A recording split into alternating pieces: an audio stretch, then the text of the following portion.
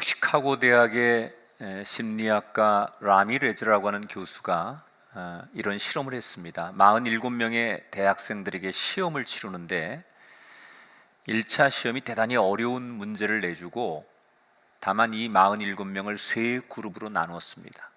똑같은 문제지를 주고 첫 번째 그룹에게는 그냥 10분 동안 아무것도 안 하게 가만히 있게 하고 시험을 치르게 하고, 두 번째 그룹에게는 낙서를 하게 하고 10분 동안 시험을 치르게 하고, 세 번째 그룹에게는 이 시험을 앞둔 자신의 긴장감, 또 이 시험에 대한 압박감, 이런 것들을 솔직하게 펜으로 종이에 쓰도록 감정 표현을 하도록 그렇게 한 다음에 10분 뒤에 시험을 치렀습니다.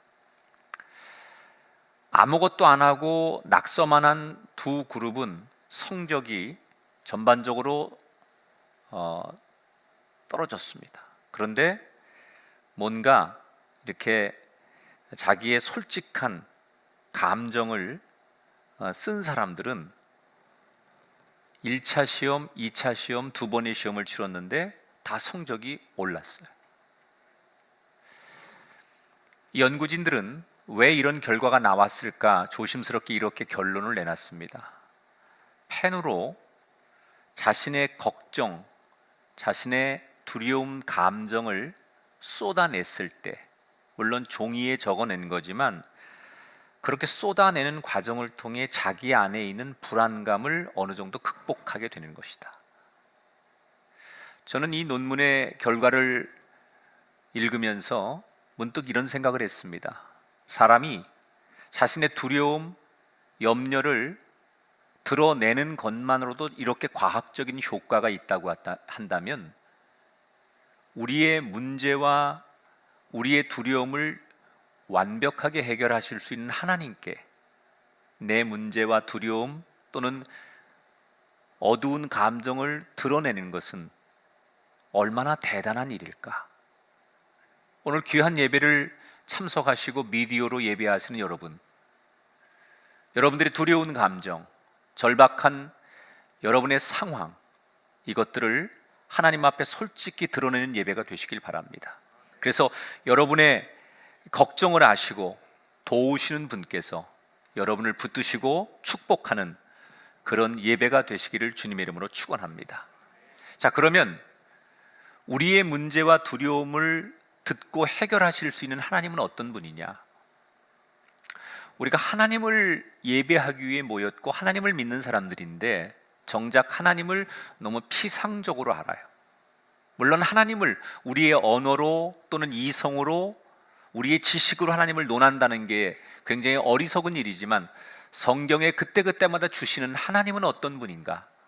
오늘 출애굽기 3장 후반부와 4장 전반부의 내용을 소개해 드릴 건데, 여기에 살짝 하나님은 이런 분이구나 라는 것을 오늘 우리에게 이야기하고 있습니다. 지금 지난 시간에 우리는 모세가 떨기나무에 불로 오셔서 자신에게 말을 걸어오는 하나님을 만나는 장면을 소개해 드렸어요. 떨기나무에 불이 붙었는데 이 나무가 계속 타지 않고 불은 붙어 있는 상황이 오래 지속되면서 그 속에서 모세의 이름을 부르는 하나님의 음성을 모세가 듣는 거예요. 여러분, 이 떨기나무라고 하는 것은 어떤 거냐면 아무 쓸모 없는 나무예요. 광야 한복판에 수분을 받지 못하기 때문에 잎사귀도 열매도 없는 나무, 앙상한, 아주 조그맣고 앙상한 볼품없는 나무, 땔감으로도 사람들이 쓰지 않는 나무. 그런데 하나님께서 이 떨기나무에 불로 찾아오셨어요. 때로는 하나님이 태풍처럼 찾아오시기도 하고 천둥번개처럼 찾아오시기도 하고 정말 아주 가을 바람처럼 우리에게 살며시 찾아오시기도 하지만, 성경에 하나님이 때때로 인간에게 자신을 드러낼 때 불로 이렇게 나타나시는 경우가 많이 있죠. 지금 모세에게 하나님께서 나타나시는데 하필이면 떨기나무의 불로 찾아오셨어요. 이 떨기나무라고 하는 것은 아마 모세의 현존의 모습을 드러낸 건 아닐까요? 80 먹어 처갓집에 살면서 자기의 양도 아닌 장인의 양을 치며 겨우 밥벌이에서 먹고 살아가는, 남의 집에 얹혀 살아가는 기구한 운명, 40살의 왕족의 그 정말 기골이 있고 위험이 있었던 그 모세는 온데간데 없고 이제 평범한 늙은 할아버지, 시골 할아버지로 전락한, 누가 봐도 볼품없고 그가 40년 전에 이집트의 왕족이었을 거라고는 지금 입장에 보면 전혀 믿기지 않는 그런 모세의 지금의 모습이 마치 떨기나무 같지 않았을까? 그런데 그렇게 볼품없는 떨기나무에 하나님이 불러 오시니까 꺼지지 않는 떨기나무, 꺼지지 않는 불, 타지 않는 나무, 꺼지지 않는 불. 여러분, 우리 인생이 때때로 떨기나무처럼 참 볼품없고 사람들에게 제대로 인정받지 못하고 우리의 처지가 기구할지라도, 나이가 많아서 사람들이 더 이상 주목하지 않는 그런 노년의 인생일지라도 하나님이 볼품없는 그 사람, 그 인생에 찾아오셔서 불 붙여주시면 그 인생이 그때부터 아름다워지는 거예요. 젊기 때문에 아름답거나 사람들이 부러워하기 때문에 아름다운 인생이 아니라, 아무리 볼품없고 가치없는 떨기나무 같은 인생일지라도 하나님이 그를 찾아오셔서 불 붙여주실 때 그 인생이 비로소 빛나는 거예요. 여러분에게 그 은혜가, 특별히 소외와 열등감과 상처와 고통을 가지고 살아가는 귀한 성도들에게 오늘 불로 임하시는 하나님의 은혜가 여러분에게 임하게 되기를 주의 이름으로 축원합니다. 모세에게 찾아오셔서 하나님 주신 말씀이 뭐예요? 내가 너의 민족을 구원해 낼 테니 너는 가서 심부름하거라. 이 하나님이 갑자기 자기를 찾아오셔서 이런 말씀을 하시는데 모세가 여기에 어떻게 반응을 합니까? 오늘 그 얘기가 성경에 시작되죠. 11절에 보니까 모세가 하나님께 아뢰되 내가 누구이기에 바로에게 가며 이스라엘 자손을 애굽에서 인도하여 내리까? 아무것도 준비하지 않고 있었던 내 인생은 이렇게 평범한 노인으로, 늙은 노년의 인생으로 살다가 이제 살 날이 얼마 남지 않아 죽을 수밖에 없는 그런 평범한 삶을 살아가는 모세에게 어느 날 하나님께서 훅 들어오셔서 내가 너에게 이런 계획이 있으니 너 내 심부름 해라 라고 명령하시니까 모세가 너무나 두려워하고 당황하며 뭐라고 얘기해요? 하나님, 제가 누군데, 제가 제 자신을 너무나 잘 아는데 제 처지를 보시고도 그런 얘기를 하십니까? 어떻게 세계 최강국 이집트를 내가 가서 이길 수 있습니까? 지금 저에게 찾아오신 거 맞습니까? 잘못 찾아오신 거 아닙니까?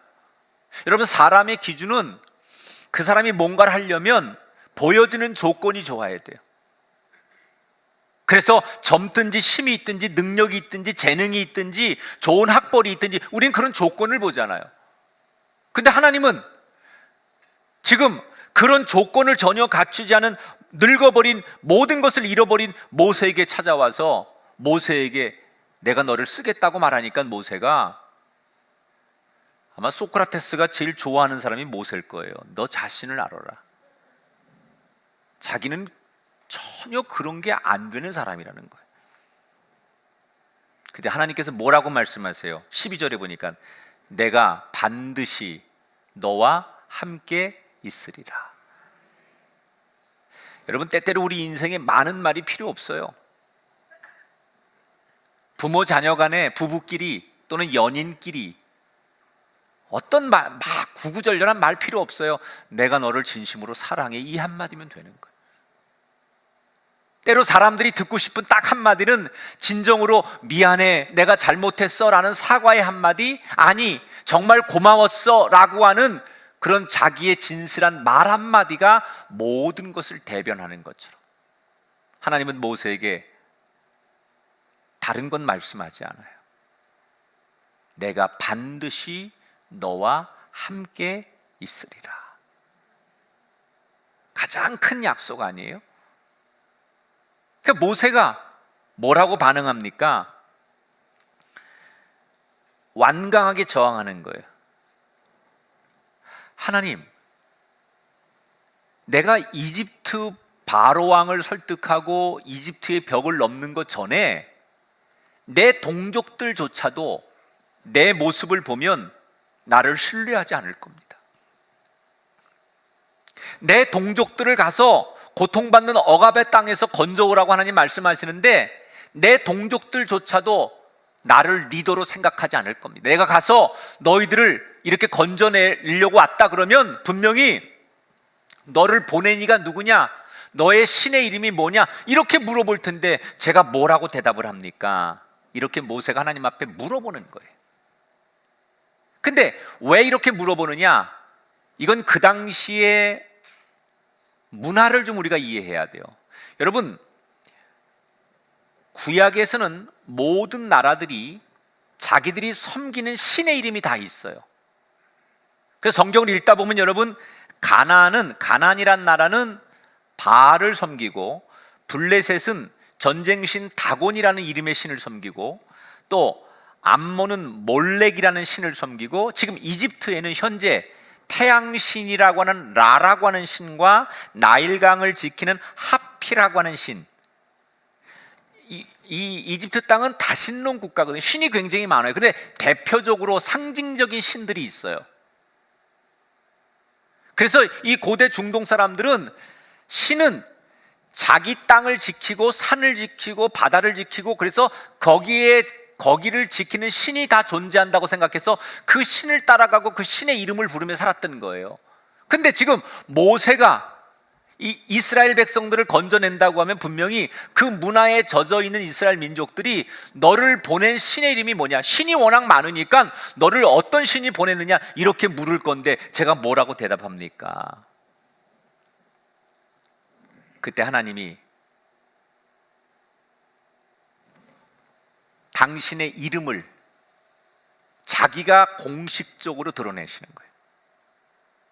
이름이라는 건 여러분 다른 사람이 불러주는 게 이름이잖아요. 그런데 자기가 자기 이름을 명명하는 거예요. 뭐라고 얘기해요?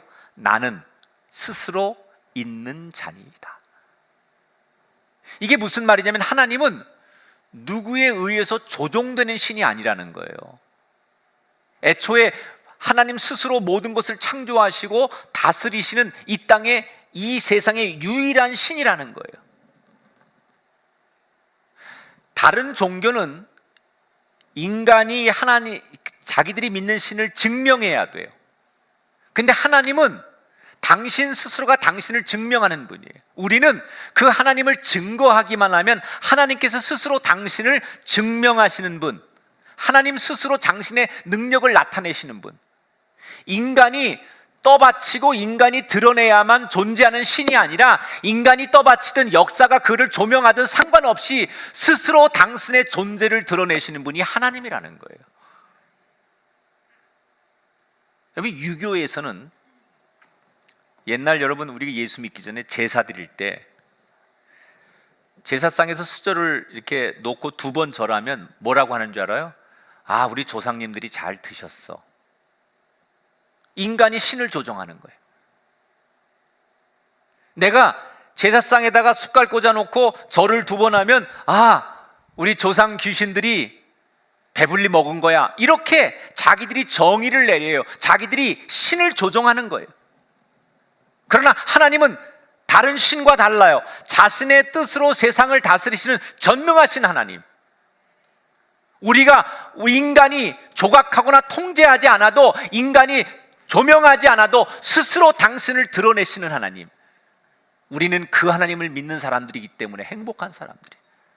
종교를 가졌어도 여러분이 하나님을 믿는 사람이기 때문에 더욱더 행복한 사람이고 더욱더 축복된 사람이라는 것을 기억하시기 바랍니다. 하나님은 스스로 존재하는, 그러니까 이 말은 히브리어로 야훼 하나님, 야훼 하나님. 성경에 보면 하나님의 이름이 뭐 야훼 하나님, 아도나이 하나님을 표현할 때, 또는 여호와, 뭐 주, 이게 다 하나님을 부르는 이름이죠. 근데 왜 이런 명칭들이 나왔냐? 이건 제가 성경에 안 나오는 신학적인 내용인데 조금 설명을 해드릴까요? 원래 지금 하나님이 당신의 이름을 나는 스스로 있는 자니라, 이 말이 히브리어로는 야훼라는 말이에요. 야훼. 야훼라는 말은 나는 스스로 존재하는 자, 이게 야훼라는 뜻이거든요. 근데 이스라엘 사람들은 율법을 읽을 때 쭉 하나님 말씀을 읽다가 야훼라는 말이 나오면 하나님의 그 거룩한 이름을 우리 입으로 함부로 부르면 안 된다고 생각하는 거예요. 우리가 옛 어른들이 자기 아버지 이름이나 할아버지 이름을 함부로 부르지 않잖아요. 그래서 뭐 김자, 학자, 중자 되신가 이렇게 얘기하는 거죠.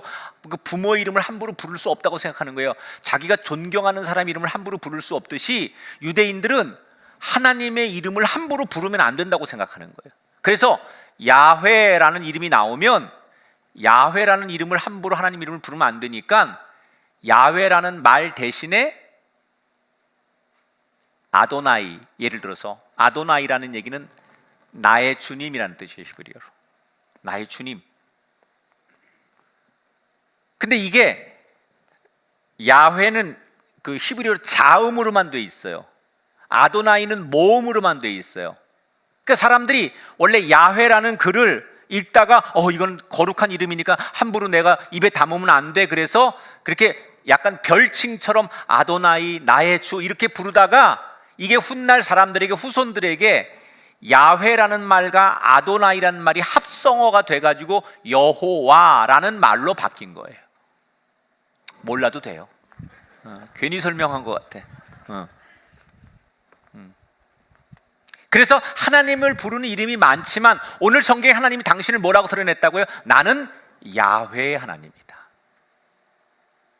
그 다음에 두 번째로 하나님이 뭐라고 당신을 소개하느냐? 15절에 보니까 너의 조상의 하나님 여호와 곧 아브라함의 하나님, 이삭의 하나님, 야곱의 하나님께서 나를 너희에게 보내셨다 하라. 자, 아브라함의 하나님, 이삭의 하나님, 야곱의 하나님이다, 이렇게 말씀하셨어요. 하나님께서 아브라함과 이삭과 야곱에게 하신 대표적인 일이 뭐예요? 약속하시는 거예요. 내가 너희를 큰 민족을 이루게 할 것이고 새로운 땅을 허락할 것이고 너희를 통하여 민족을 구원할 것이다. 하나님께서 약속하신 거예요. 자, 특히 지금 하나님이 모세에게 내가 누구인지 내 이름이 뭔지를 소개하려면 나는 야훼 하나님이다. 그 다음에 두 번째로 아브라함의 하나님, 이삭의 하나님, 야곱의 하나님 이렇게 소개했잖아요. 이 말은 뭘 말하는 거냐? 약속하시는 하나님이고 그 약속을 지키시기 위해 일하시는 하나님이다, 그런 뜻으로 하나님을 소개하는 거예요. 여러분, 하나님은 어떤 분이시냐? 우리에게 끊임없이 약속하시고 그 약속을 지키기 위해 오늘도 부지런히 일하시는 하나님.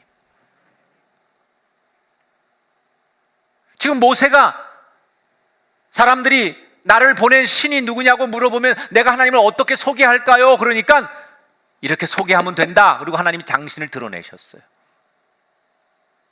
근데 모세가 하나님이 그렇게 대단한 분이어도 문제는 내가 능력이 없고 보잘것없기 때문에 내가 일을 할 수가 없습니다. 모세는 계속해서 이미 자존감이 땅바닥에 떨어진 상황에서 자기가 못하는 것만 얘기하는 거예요. 그랬더니 하나님께서 모세를 어떻게 설득하느냐? 19절부터 22절에 보면 내가 아노니 애굽 왕이 허락하지 아니하다가 내가 그 나라를 친 후에야 그가 너희를 보내리라. 너희가 나갈 때 빈손으로 가지 아니하리니 애굽 사람들의 물품을 취하리라. 이 말은 앞으로 너희 민족이 이집트에 가서 어떤 과정을 통해서 출애굽하는지 그 과정을 미리 하나님께서 다 예고편처럼 설명해 주시는 거예요. 앞으로 일어날 일을 하나님께서 하나하나 다 지금 이런 일이 있고 이런 일이 있은 다음에 너희가 출애굽을 하게 될 것이다 라는 것을 하나님께서 다 자세하게 말씀해 주는 거예요. 자, 하나님은 도대체 어떤 분이길래 한 치 앞도 모르는 우리의 미래를 자세하게 말씀하실 수 있는 걸까? 그 이유가 19절에 나와요. 자, 19절에 이렇게 써 있어요. 따라합시다. 내가 아노니. 하나님이 내가 안다 그러셨어요. 하나님은 이미 다 알고 계셨어요. 어떤 일이 일어날지 하나님은 다 알고 계신다는 거예요. 어떻게 이 모든 것을 아셨느냐? 하나님이 계획하셨기 때문에. 하나님이 내가 너희에게 무슨 일이 일어날지 내가 다 알고 있다라는 얘기는 뭘 의미하는 거냐? 내가 다 이미 계획해 놓았기 때문에 무슨 일이 일어날지 나는 다 안다는 얘기예요. 하나님께서 이스라엘 백성들을 건져내시는데 계획이 없는 게 아니라 어떻게 해서 홍해를 건너고 이집트 왕이 너희를 가로막으면 어떤 재앙을 내려서 이런 과정을 통해서 너희들이 건짐을 받을 것이다 라는 얘기를 하나님께서 다 계획해 놓으셨다는 거예요. 처음부터 마지막까지 세세하게 하나님께서 모든 과정을 섬세하게 계획해 놓으셨다는 거예요. 이 이야기를 모세에게 하는 이유가 뭘까요? 너는 다른 거 안 해도 돼.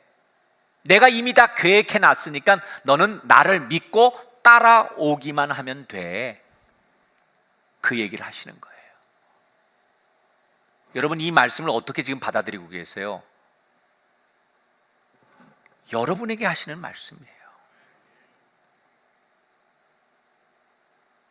지금 우리가 살아가는 세상은 현실의 벽이 너무 높아요. 제가 여러분들 요즘 미디어로 우리 현장 예배보다는 자꾸 이제 인터넷 예배로 중계하는 걸 저도 많이 같이 매일 골방 기도회, 심야 기도회 이거 다 참석해서 수요 기도회, 새벽 기도 교인들이 올리는 기도 제목을 다 보잖아요. 어떤 분들은 정말 한숨 섞인 기도 제목, 걱정거리, 자녀 문제, 건강 문제, 재정 문제 많은 기도 제목을 요청하시고 올리는 분들이 있어요. 어떻게 살아야 되지요? 우리 자녀들을 위해서 뭘 해야 되죠? 이 문제를 어떻게 감당해야 되죠? 이런 안타까운 기도 제목들이 많이 댓글에 올라오는 걸 보면서 제가 여러분 그런 분들에게 오늘 이렇게 말씀드리고 싶어요. 어떻게 살까 걱정하지 마시고 전혀 두려워 말고 겁먹지 마십시오. 왜? 하나님이 여러분을 위해서 계획을 다 세워놓으셨습니다. 지금 걱정하고 염려하고 두려워하는 모세에게 내가 다 안다. 왜? 내가 계획해놨기 때문에.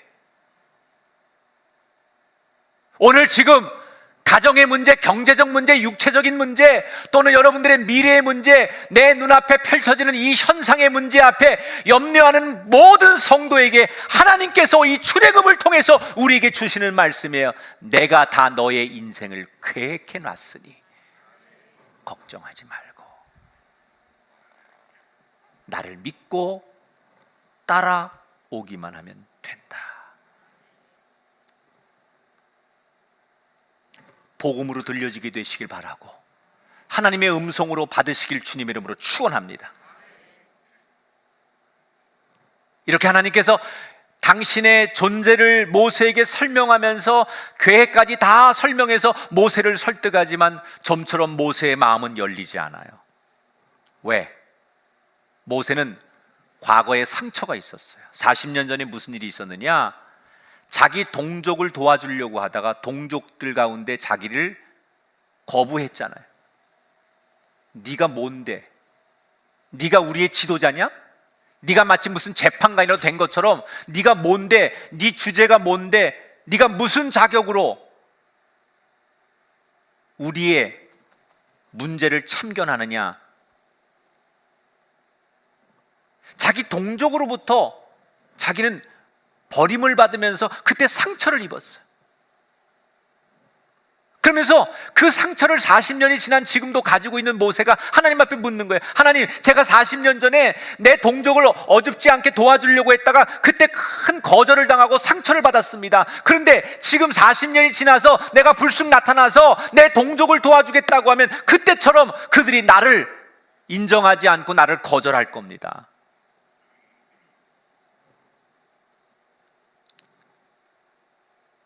이게 여러분, 인간의 시선과 하나님의 시선이 보는 관점이 다른 거예요. 인간은 항상 과거 지향적이에요. 그래서 인간을 평가할 때 우리는 너 어디가 고향이야? 너 어느 학교 나왔어? 너는 그때 무슨 일을 했어? 우린 그 사람의 스펙, 그 사람의 지난 성적, 그 사람의 업적, 이런 걸 가지고 그 사람을 평가하잖아요. 이게 인간의 관점이에요. 근데 하나님은 그 사람의 과거를 보지 않아요. 아무리 대단한 세상의 자랑거리도 하나님 그거 보지 않아요. 아니, 그 사람이 사람들에게 손가락질을 받는 천하의 죄인일지라도 그거 보지 않아요. 하나님은 지금 그를 붙들어서 그에게 새로운 미래를 보시는 분이에요. 그러니까 하나님의 관점은 미래 지향적이고 인간의 관점은 과거 지향적이라는 거예요. 근데 이 지향점이 다른 두 시선이 부딪히면 이게 해결이 안 됩니다. 그리스도인의 삶은 하나님을 만나기 전에는 과거 지향적인 삶이었지만 하나님을 만나서 자신의 인생과 운명을 미래 지향적으로 바꾸는 거예요. 내가 어떤 과거를 살았을지라도 하나님을 만났기 때문에 내 인생은 달라질 수 있다. 이게 기독교가 주는 복음이라는 거예요. 40년 전에 자기가 경험한 그것 가지고 할 수 없다고 말하는 거예요. 근데 하나님은 그거 상관없다는 거죠.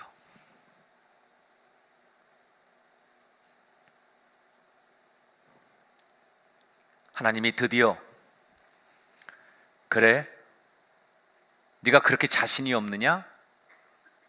그러면서 지금 네 손에 너 뭐 들고 있느냐? 이거요, 지팡이죠. 여러분, 이 지금 성경에 모세가 들고 있는 이 지팡이는 우리가 생각하는 뭐 이렇게 참 매끈하게 잘생기고 잘 뭐 니스칠 해가지고 윤이 나는 그런 지팡이가 아니라 그 광야에 아주 흔한 볼품없는 구부러져 있는 거칠은 나무, 버려진 나무 막대기, 발로 툭툭 어디서나 치고 다니는 그런 흔한 구부러져 있는 볼품없는 나무를 하나 들고 있는데 이걸 지팡이라고 성경이 그렇게 표현한 거예요. 마치 모세의 모습 같잖아요. 너무 볼품없는 그 모습. 하나님께서 뭐라고 그래요? 네 손에 들고 있는 그 볼품없는 지팡이를 땅에 한번 던져봐라. 모세가 기겁을 하죠. 왜? 아니, 이거 땅에 던지라 해서 툭 던졌더니 아주 무서운 뱀으로 바뀌었어요. 성경엔 기록이 안 나오지만 광야에서 잔뼈가 굵은 이 모세가 무서워서 뒷걸음을 칠 정도였다면 그 뱀이 무서운 독성을 가진 살모사나 코브라 같은 독사로 변했다는 얘기예요.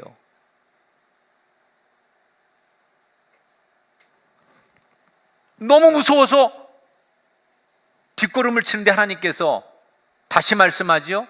손을 내밀어 그 뱀의 꼬리를 잡으라. 성경에는 모세가 뱀의 꼬리를 아무 생각 없이 잡았다고 하지만 여러분, 아무 생각 없는 게 아니에요. 이미 그 신비로운 상황에 지팡이를 던졌는데 그 보는 앞에서 뱀으로 변하는, 무시무시한 뱀으로 변하는 이 상황에 완전히 넋이 나가는 게, 혼이 빠진다고 그러죠. 상황에 압도당하는 거예요. 하나님께서 준엄한 목소리로 그 손으로 뱀의 꼬리를 잡아라 그러니까 거절하지 못하고 압도된 상태에서 뱀의 꼬리를 잡는 거예요. 그 놀랍도록 그 무시무시한 독을 뿜어내는 그 뱀이 다시 자신의 손에 지팡이로 바뀌었어요. 연이어 하나님께서 다시 네 손을 품에 넣어봐라, 그리고 꺼내봐라 그랬더니 무시무시한 악성, 피부병, 성경에는 나병 뭐 이렇게도 소개하지만 하여튼 도저히 의학으로 고칠 수 없는 그런 신이 저주하는 병이라고 불리는 그런 피부병에 손이 하얗게 변해 있는 거예요. 다시 그 손을 가슴에 넣었다 꺼내봐라 그랬더니 그 손이 다시 건강한 자신의 원래의 손으로 돌아왔어요. 연속 기적을 2번이나 보여주신 거예요. 자, 이건 뭘 말하는 거냐? 왜 2개를 보여주셨을까요? 우선 첫 번째, 지팡이가 뱀으로 변하고 뱀이 다시 지팡이로 변하는 것은, 이 뱀은 이집트의 왕권의 상징이에요. 그래서 이 이집트 왕들이 자기 왕관에다가 또 왕의 이 지휘봉에다가 항상 뱀을 그려놔요. 그런데 이집트가 자랑하는 상징성 있는 최고의 권력이 뱀인데, 그것도 마른 막대기만도 못하고 그것을 잡으면, 그 꼬리를 잡으면 나무 지팡이로 변하는 것처럼 그들의 모든 세상적인 자랑과 권력이 다 하나님 손에 들어와 있다는 것을 말하는 거예요. 그리고 이 지팡이가 뱀으로 변하고 뱀이 다시 지팡이로 바뀌는 것은, 이것은 뒤에 가보면 출애굽기 나오지만 모세가 이집트에 갔을 때 술객과 법사들, 마술사들도 이 정도는 마술의 영역으로 하지요. 이거는 인간이 얼마든지 눈속임으로 마술로도 이것이 가능한 이야기예요. 그런데 2번째, 이 손의 악성 피부병이 다시 고쳐지고 건강해지는 이 과정은 마술로 안 되는 거예요. 이거는 신의 영역이에요. 첫 번째 지팡이가 뱀이 되는 건 인간도 눈속임으로 얼마든지 할 수 있는 영역이지만, 사람의 병을 고치는 건 인간의 영역이 아니라 신의 영역이라는 거예요. 진짜 하나님이 위대한 신인 것을 보여주는 거예요. 이 2가지의 표적을 보여주면 너를 사람들이 신뢰할 것이다.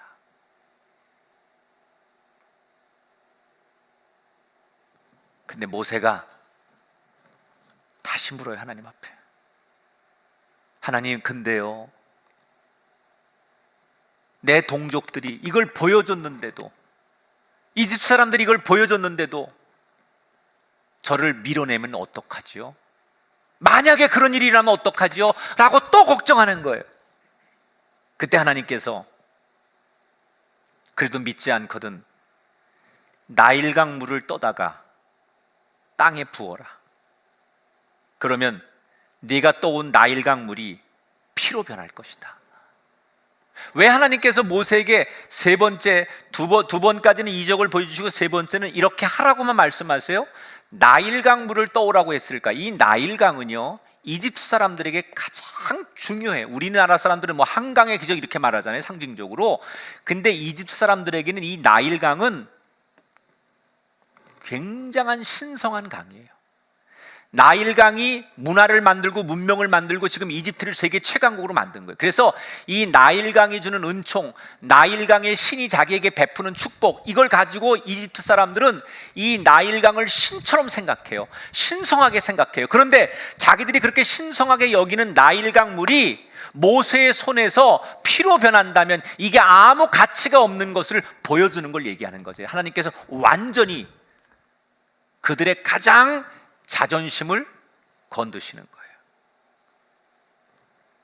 내가 너에게 능력 주고 모든 걸 할 테니 걱정하지 말고 가라, 그 말이에요. 그러니까 오늘 성경은 하나님께서 모세를 심부름시키기 위해서 계속 설득하고, 모세는 그 하나님의 설득에 저는 못해요, 자신 없어, 이렇게 주저하는 두 사람, 하나님과 모세 사이의 대화를 오늘 설명하는 거예요. 자, 이제 설교를 마칠게요. 지금 하나님은 꾸준히 모세를 부르고 계시고 자신의 능력까지 보여주면서 제발 나를 믿으라고 말해요. 그런데 모세는 계속 하나님이 당신을 내가 누군지 소개하고 하나님이 능력을 다 보여주시는데도 모세는 그래도 자기는 못하겠다는 거예요. 하나님은 대단하신 거 알겠지만 내가 그걸 감당을 못한다는 거예요. 그러면서 이유를 뭐라고 돼요? 표면적으로는 내가 40년 전에 내 동족들에게 인정받지 못하고 거절당한 상처 때문에 지금도 그럴 거라고 하는 게 표면적인 이유예요, 성경에. 그런데 저는 모세가 말하는 이 표면적인 이유보다 더 근본적인 문제가 있다고 생각해요, 성경에. 그게 뭐냐? 영적인 부분이에요. 겉으로는 내 동족들이 내 리더십을 안 받아줄까봐 그게 두렵습니다 라고 말을 하고 있지만, 실제로 모세의 문제는 뭐냐면 하나님의 능력을 안 믿는다는 거예요. 내 눈앞에서 하나님이 지팡이가 뱀이 되게 하고 자신의 손이 나병에 걸렸다가 고쳐지게 하시는 하나님일지라도, 아무리 하나님이 그렇게 대단한 분일지라도, 막상 이집트에 가면 이집트에도 수많은 신이 있고 이집트는 세계 최강국의 군사 문화와 문명을 가지고 있고, 그런 이집트를 아무리 하나님이 대단해도 이기지 못한다는 거예요. 하나님이 능력이 없어서가 아니라 내 눈앞에 보이는 이집트는 하나님보다 더 대단하기 때문에 하나님이 이런 능력이 있을지라도 내가 보는, 내 눈앞에 보여지는 이집트를 이길 수 없다고 생각한 거예요.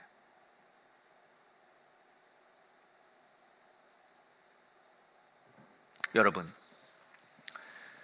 저는 오늘 제가 여러분에게 이 메시지를 준비하면서 하고 싶은 하나님의 음성이 바로 이거예요. 이게 모세에게 주신 메시지가 아니라 오늘 저와 여러분에게 주신 메시지.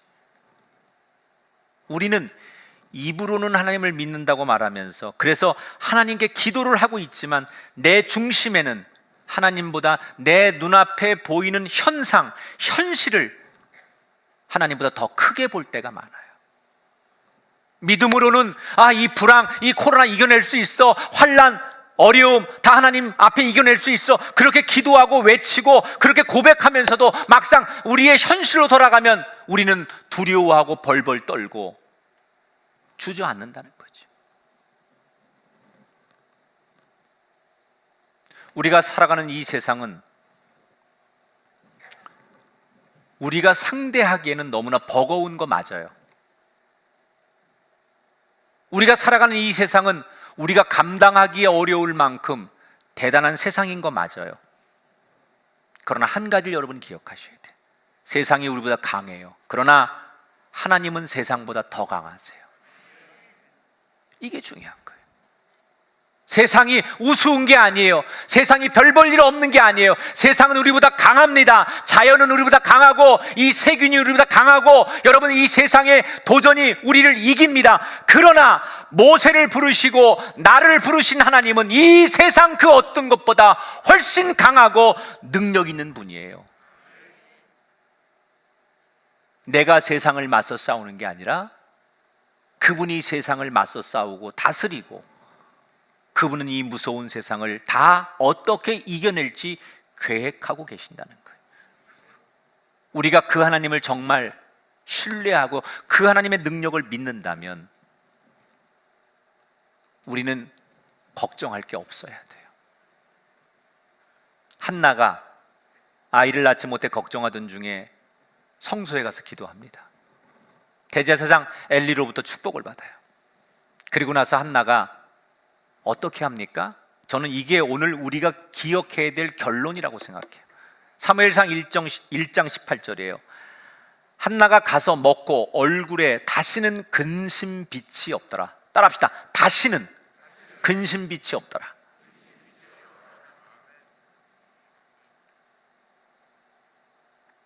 왜 한나가 돌아가서 바뀐 게 아무것도 없어요. 우리가 오늘 예배 드렸다고 해서, 기도하고 나갔다고 해서 세상에 우리의 문제는 하나도 안 바뀌어요. 그게 우리 현실이에요. 우리가 여기서 설교를 듣고 예배하고 확신을 가지고 우리의 가정과 내 삶의 자리에 돌아가면 우리는 아무것도 안 바뀌어요. 여전히 나를 두렵게 하고 나를 집어삼키려고 하는 문제는 여전히 더 크게 나를 위협하고 있어요. 아무것도 바뀐 게 없어요. 근데 뭐가 바뀌었느냐? 나를 집어삼키려고 하는 이 세상보다 더 강하신 하나님이 내 편이 되시고 나를 위해 계획하고 계시다는 사실을 믿기 때문에 아무것도 안 바뀌어도 여전히 가난하고 여전히 고통 속에 있고 여전히 내 삶은 억울하고 괴로운 일을 만났을지라도 아무것도 바뀐 게 없어도 하나님을 바라보는 내 시선과 하나님을 향한 믿음이 생겼기 때문에 바뀌든 바뀌지 않든 나는 여전히 하나님의 계획을 믿기 때문에 두렵지 않은 거예요. 문제가 사라지기 때문에, 나를 도전하는 세상이 바뀌었기 때문에 내가 행복한 것이 아니라 세상은 바뀌지 않아도 나를 사랑하시고 내 인생을 주관하신 하나님을 바라보기 때문에 나는 세상이 두렵지 않은 거예요. 한나는 하나님의 능력을 믿었기 때문에 아무것도 바뀌지 않았지만 다시는 걱정하지 않았어요. 그랬더니 어떻게 돼요? 그 믿음대로 하나님께서 그에게 아이를 낳게 하셨어요. 불가능을 가능케 하시는 하나님, 그게 바로 여러분의 하나님이고 나의 하나님이고 내 아이들의 하나님인 줄 믿으십시오. 우린 지금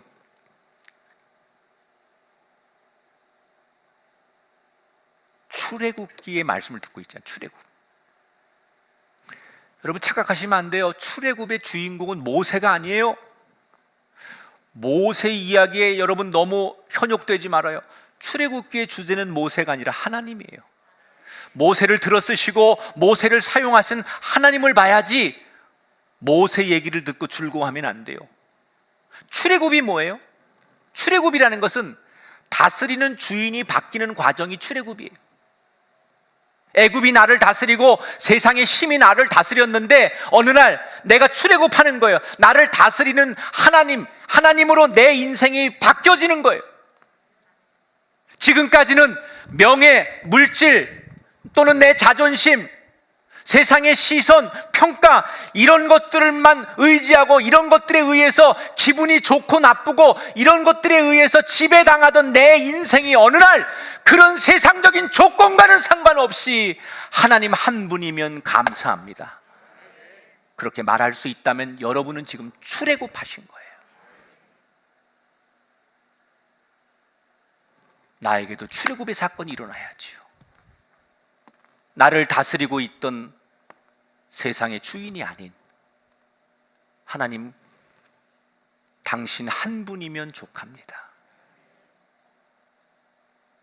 여러분 가정에, 여러분의 남은 인생에 출애굽의 역사가 일어나게 되시길 축원합니다. 이 유산을 자녀들에게 주셔야 돼요. 세상의 종로로 타고 물질, 경쟁, 명문대학, 연봉 이런 거에 평생 짓눌려서 끌려다니는 자녀들이 아니라 너의 참 주인은 하나님이시다. 그 과거로부터 세상의 가치관으로부터 벗어나서 나의 주인은 하나님이십니다 라고 우리의 자녀들이 당당하게 고백할 때 우리 부모들은 그 자녀들에게 가장 위대한 유산을 남기는 거예요. 오늘 미디어로 예배하시는 많은 성도 여러분, 그곳이 외국이든 어느 지역이든 여러분에게도 출애굽의 역사와 기적이 나타나게 되시기를 주님의 이름으로 축원합니다.